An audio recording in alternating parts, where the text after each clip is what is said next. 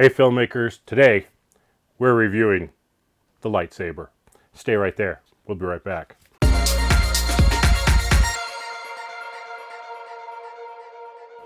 All right, what is all that about? Well, this is my new favorite light. This is the DigitalFoto Chameleon 4. This is a 4-foot tube light. This is really cool. Now, other companies have made tube lights for a while, and they were always really expensive. And, I always thought, man, it'd be cool to have one. You could just do so many different types of lighting with it if it just really worked well. And DigitalFoto, as they're known to do, has nailed it with the Chameleon 4. Now, there's a couple little things I'll talk about which I think could have been improved, but overall, this is super, super cool. And it's 4 feet long. Now, how much does this bad boy cost? About $220. So while it's not cheap in terms of budget lighting, for what it is, that is a fantastic price. So what we have is a strip light in here that is full RGB and can do a lot of different things, and it has a 120 degree field of view, I guess would be the best way to put it. So almost 180 degrees of light coming off of this, just shy at 120. So on this end, you have a couple controls. You have your power, which adjusts your brightness, and you have, what's it labeled here, color temperature to adjust the color, and you have what looks like 2 USB ports, but what those are DMX, inputs and outputs. Now, if you're not familiar with DMX, what that allows you to do is have a controller, and there's even computer-based ones with software and USB interfaces and things that allow you to work with these things remotely. So that is super cool. You could set up a big bank of these things, you could set them up in different areas, and using a DMX controller somewhere else, you can control these lights. You just don't see DMX being used that much anymore, or at least not available, I should say. It's not available on lights at this price point. So it's kind of interesting to see DigitalFoto step up and add DMX to it. Now there's also a control panel here with a little LED and 3 buttons: CCT, color Atla, not really sure what that's supposed to mean, and effects. We'll get to all those in a little bit. And on this side, we have our 15 volt power in and our power button. So pretty simple setup on here, but the first thing I'm going to say is I find using it on the controls here to be kind of an exercise in frustration. Now, if I used it all the time, I would get used to it and I'd be able to whip through the menus and all that, but I do think they're a little awkward to use. But there's an app for it, and the app works great. So I'm very happy that this is app controlled. It makes using this so much easier. Now, let's talk about what you get, okay? Try and keep it from rolling around. So it comes in this nice bag, which is fairly well padded, which is nice because you don't want this thing to get damaged. And it has a big kind of a pouch on here. In the pouch, you get the power supply, and you get 2 of these guys. And these are our mounts for it. And I'll actually show this to you in just a moment. But you open it up, put the light in here, clamp it down, and secure it. And it has 2 1/4-20s on the bottom for attaching to tripods or light stands, things like that. Now, the reason why it has 2 is depends on how you're going to mount it. Now, I often am mounting this in the middle, and so it's just not a big deal. It's nice, it's going to be nice and balanced, and I only need a single tripod or light stand. However, if I'm trying to get this in a different position, I may need to do it you know, kind of from the side all the way from the end, so I can put one of these clamps on each side and put it on a tripod. That would probably be a little obnoxious because now you have tripods or light stands, you know, in the way of stuff or too close to things. So I don't know that I'll ever use it that way. Maybe, but it's so nice that it comes with two of them, so I don't have to worry about it. The other thing it comes with are these two little cables. Now, these are actually very handy because they go into the ends here. There's little holes, and then you can hang it from something.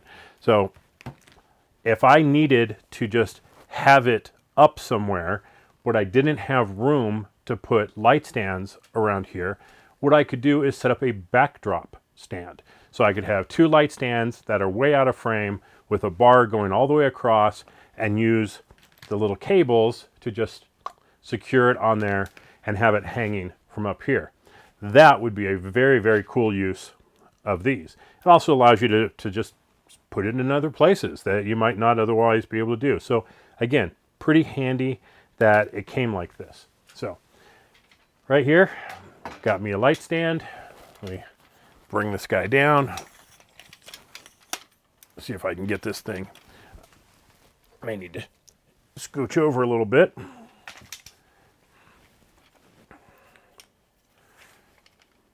So here, got myself a little light stand. It already has one of the connectors on here. And we'll go ahead and we'll drop the light in. Now, what I tend to do before I clamp it down is just make sure it's balanced. You know, one end is heavier than the other because of the batteries, but just put it in here, get it lined up so it's balanced, and secure it in place. It's going to be bright. Yeah, there is. Yeah, it is. So, got it turned on, and I'm going to go and find the app for it, which is called RGB LED. Now, it is not the prettiest app. I will definitely admit to that, but it does work. So let me turn the power all the way down, basically turns it off, and that's like 13% right there, and I can crank it up to 100%. And if you notice, it doesn't just flick to that setting.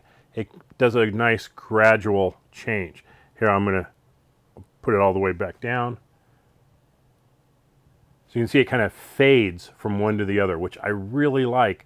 This would allow you to do it in real time if you're recording versus just flash and it changes. So having that gradient switch, I think, super, super cool.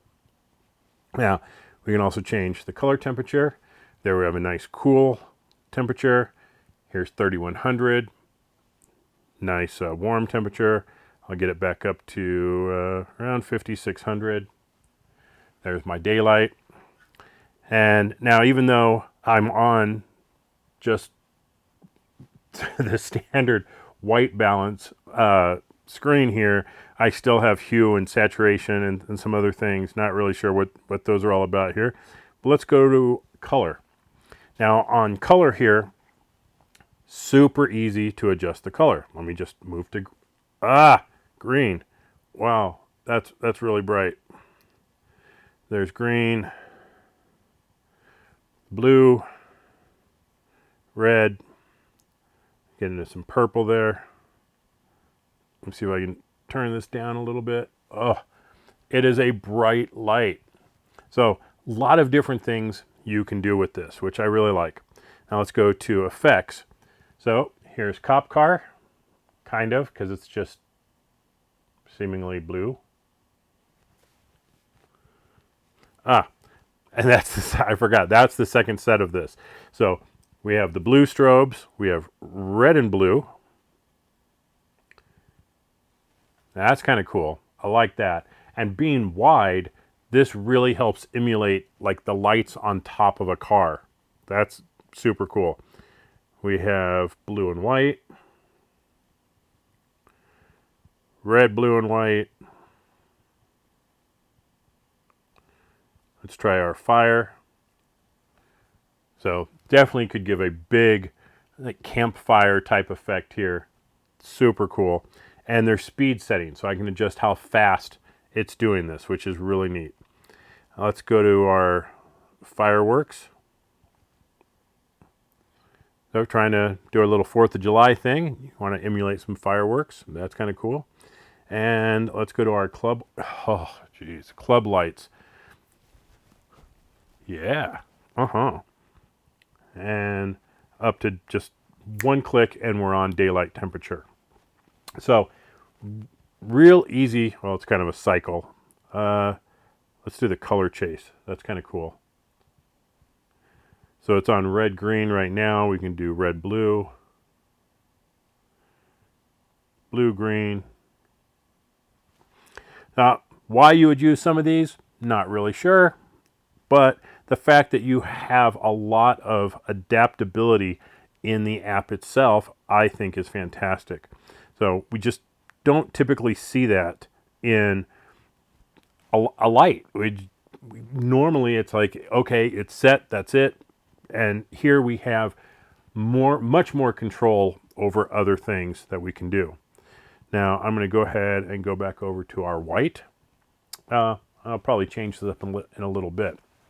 But the fact that it's big does give us a whole lot of different options, from very creative lighting with one color on one side, a different color on the other side, as a backdrop light, hair light. It's very, very cool. So that is kind of how I've been using it lately. It's just as a large light source. So what I'm going to do is see if I can spin this guy around here. And I'm going to rotate it just a little bit. And I'll get it up so we can see it. I'll put it just out of frame there. All right. So now I've got it set up as kind of this background light on here. And we'll try a couple different things to see how this works. So let's go to color. Now we're throwing some red up there. Let's try some blue.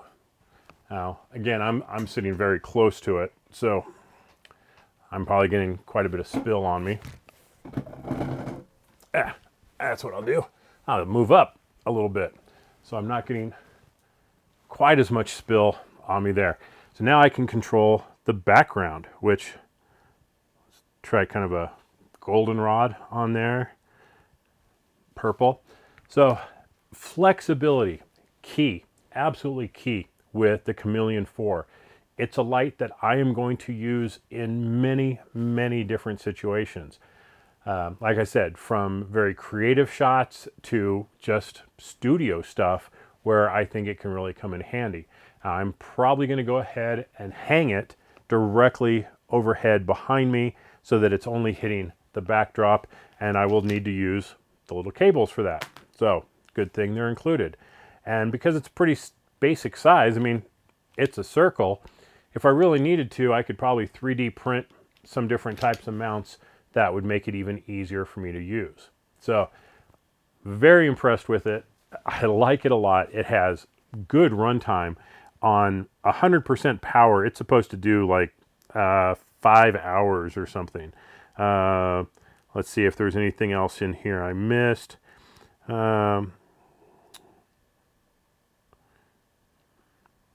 5600K at 1 meter, it's 424 lux. I'm sorry, that's for the Chameleon 2. There is a 2-footer. So at 5600K at 1 meter, it's 748 lux. So it puts out a decent amount of power. The handful of different effects, the app control. They do have some interesting shots on their website showing how they've ganged them up to do different things with a different bracket, remote controller, the DMX console. So like I said, kind of some cool stuff there. And the fact that it just gives you this broad range of flexibility to do different things, different looks, different styles. I think this is a winner. It's something, like I said, I've been waiting on for a long time. I've just never pulled the plug because of the price point. But at $220, this was a good purchase. Now, I did buy this because I wanted it. And if you've watched this channel for a while, you know I am a huge fan of digital photo. Quite often they do send me stuff, but this was one that I got on my own simply because I think it's kind of cool. So if you're looking for something like a tube light, check it out. There's a 2-footer, the Chameleon 2, and the 4-footer, which I have, is the Chameleon 4. The 4-footer does cost $220. There's a link in the description below, so check it out. And if you do some interesting things with the light, let me know. I'd be very interested to see some things that other people are doing. But I am definitely going to use this thing many, many, many times for a lot of different purposes. This has been Kerry with Filmmaker Central. Thanks for watching. Please like, share, and subscribe, and we'll catch you later. Bye-bye.